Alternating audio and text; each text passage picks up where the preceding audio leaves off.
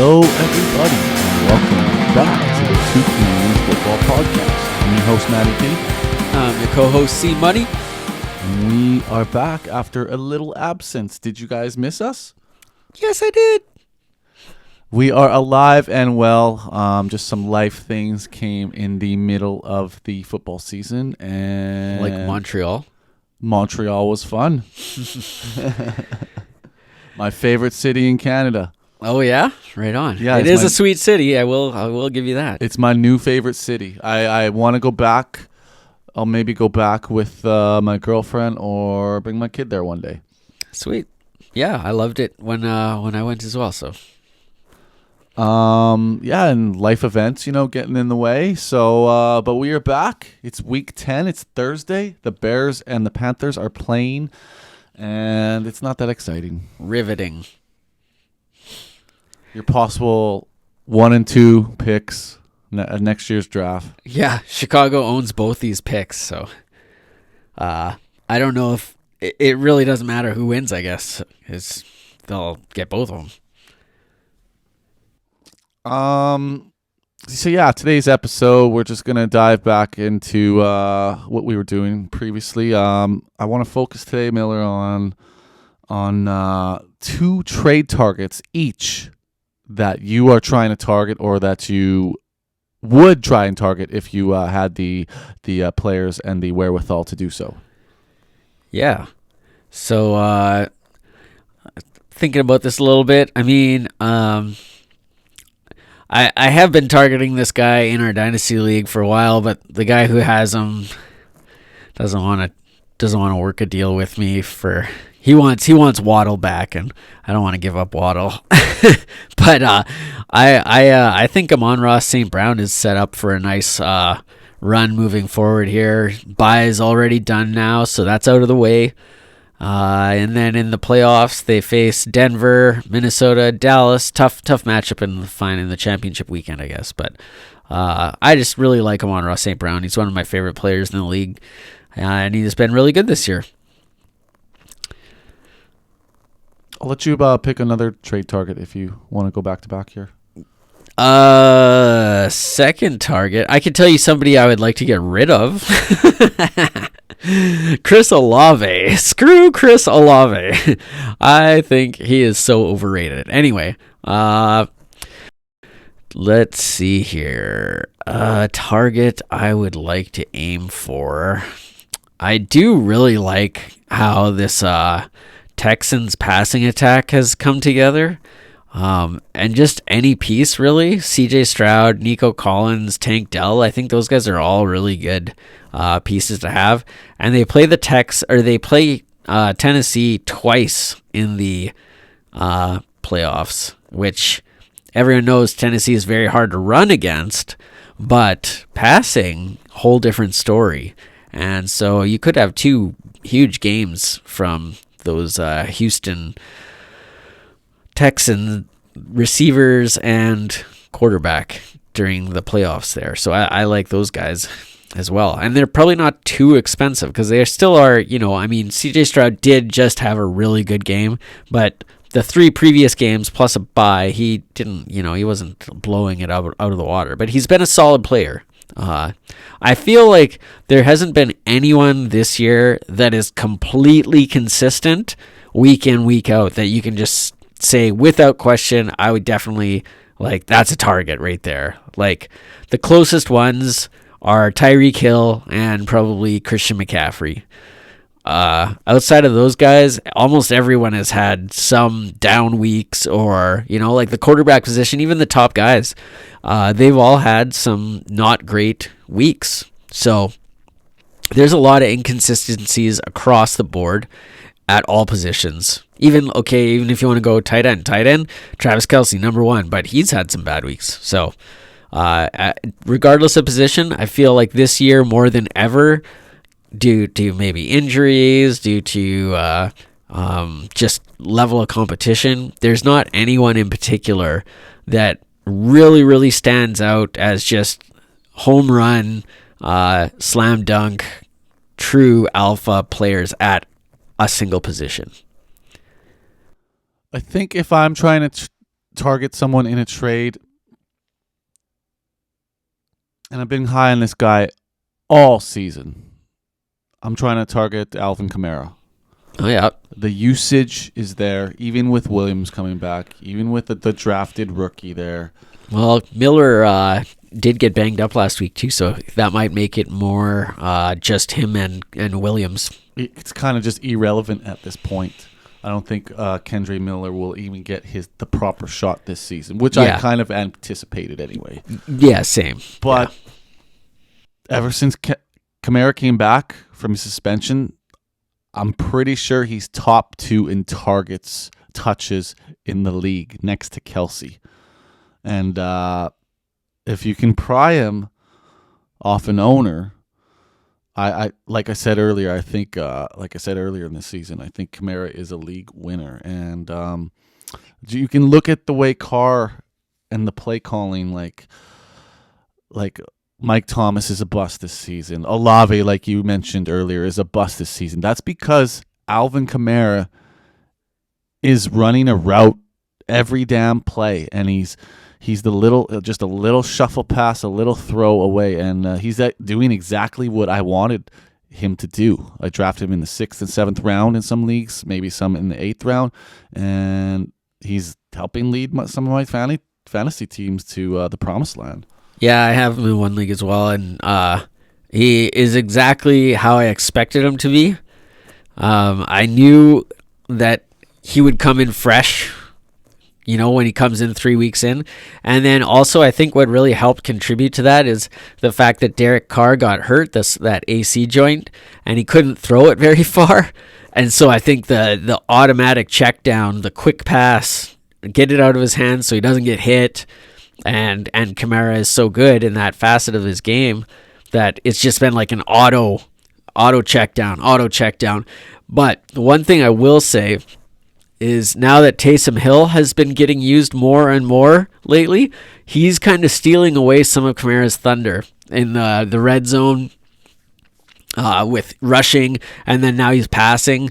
Like they're using Taysom Hill, basically as like a wildcat sort of player in the red zone, and so he's kind of siphoning away a little bit of the red zone action from Kamara. So that's the only fault I would say. And Jamal Williams coming back is gonna, and the Saints coaches have said that they're trying to use him a little bit less so that he's not worn out, because they have such an easy schedule this year that they're almost guaranteed like that they're going to be a playoff team just on simplicity of schedule.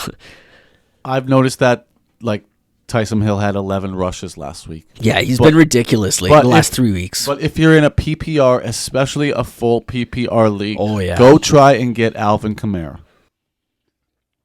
For my second trade target, and I'm mentioning this name because of what we saw last weekend. My second trade target is Jordan Addison. Oh, yeah. Now, Jefferson's still on the mend. They opened up the 21-day window for him to return to practice. If you guys watched the game last weekend, Mr. Dobbs came in, and he looked like a capable quarterback. And this is why I think Addison's kind of a buy low trade target right now. Kind of the opposite of Kamara.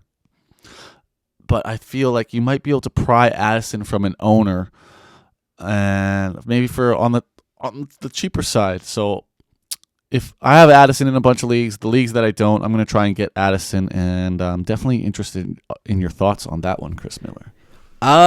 What would you give up for him, in theory, if you were going to try and target him? Maybe I trade him wide receiver for wide receiver. It all depends on the other team's needs as well. I guess, right? Yeah. I have Addison in the same league that I have Kamara, actually. It's funny that you mentioned those two, and I have them on the same team. But it would take a lot to pry either of those players away from me. So I'm just trying to think of who I would give up to get Addison. Like, who's in the range? Like, what is Addison ranked right now as a wide receiver overall right now? I'm gonna guess and say wide receiver 17. 17. Okay, I'm gonna say 10. He's 10.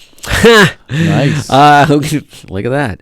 Nice That's guess. pretty crazy, actually, that he's wide receiver 10. That's better than I thought. Yeah, he's definitely a rookie of the year candidate along He's with up there. Stroud. Yeah, it's and, going to be hard to take Stroud out because the quarterback, that's...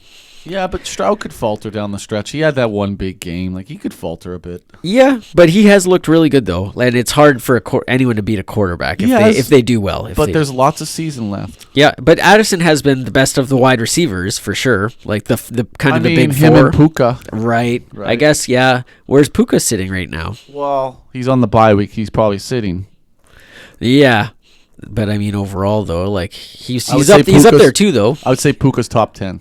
You think he's top 10? Yeah. Yeah. Okay, I'll take a look. Who has him? I do. I mean, Puka, especially at the beginning of the year, obviously he was a slam dunk for those first 4 weeks or whatever it was. He was just on fire. Puka's number 6 in our half PPR. Oh yeah! Wow! Yeah, that's really good.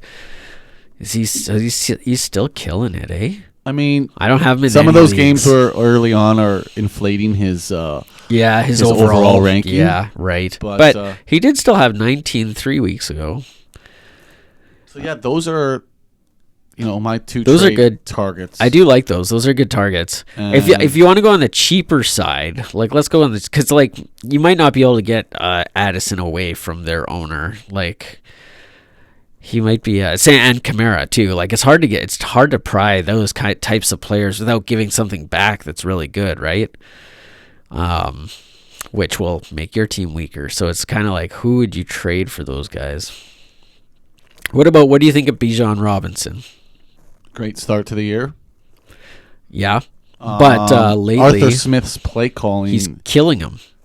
I mean, we could say he's killing Drake London too. Like, and Kyle Pitts. Yeah. So let's not even touch on Falcons. Yeah, I don't know. So I have a theory. I have a theory about this. What's your theory? And it's actually hilarious. Adam Levitan actually said the theory that I had in my head today. I was listening to his podcast, Establish the Run, and he said that what if the Falcons GM comes down and tells Arthur Smith to stop clowning him and play his damn guys that he drafted with those top 10 picks, Drake London, Kyle Pitts, and Bijan Robinson. Because right now, he is absolutely, like, it doesn't even make sense, right? Like, you're using Tyler Algier over Bijan Robinson. You're using Jonnu Smith over Kyle Pitts. These guys are still out there, but they're like designing the plays to go to these other players. And it's like, if I was the GM and they're losing, that's the other thing. They've lost a few games here recently. They just lost to the Vikings in a like kind of monumental, I mean, it's a folklore story for the Vikings with Dobbs coming in and all that. But like, what if the GM, the orders come from above and he says, start playing these damn players or we're going to fire you. And maybe then all of a sudden they start getting used and those guys will produce if they get used appropriately.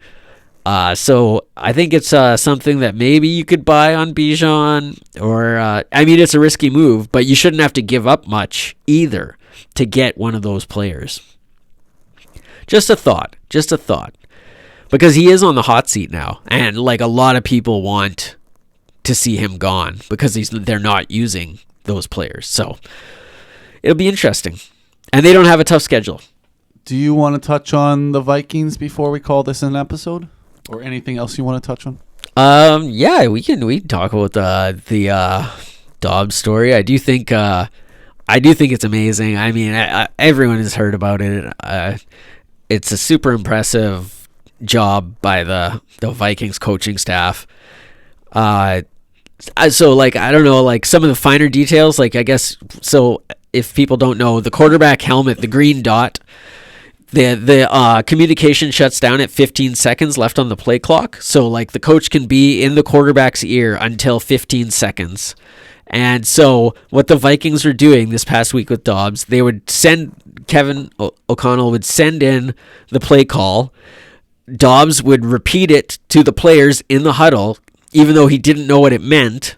So he would tell the players what the play was, and then they all go line up, and then Kevin O'Connell would be in his ear explaining what was going to happen on that particular play, and then Dobbs would snap the ball, and then they executed, and he would say, okay, like, your first read is this player, your second read is this guy, and, you know, like, if that doesn't happen, then you run, right?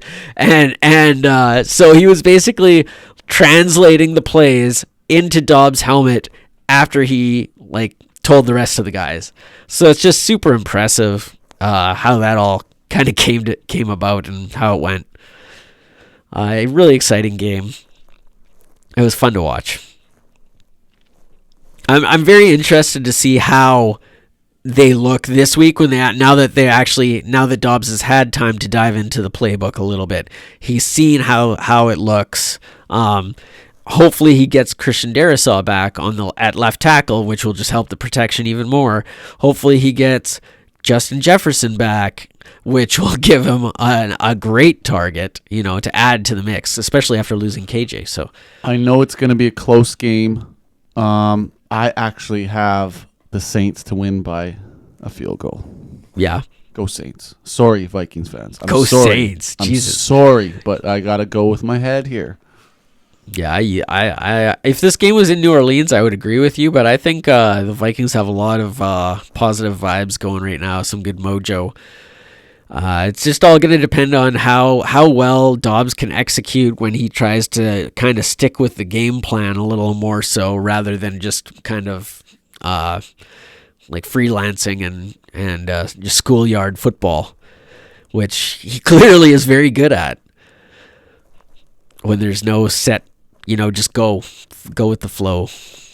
So it'll be cool to see how he does with the proper some practice reps. Well, that just about does it for this week's episode. Thanks for listening, guys, to the Two Canadians Football Podcast. Be excellent to each other. Don't forget to set your lineups. Peace. Later.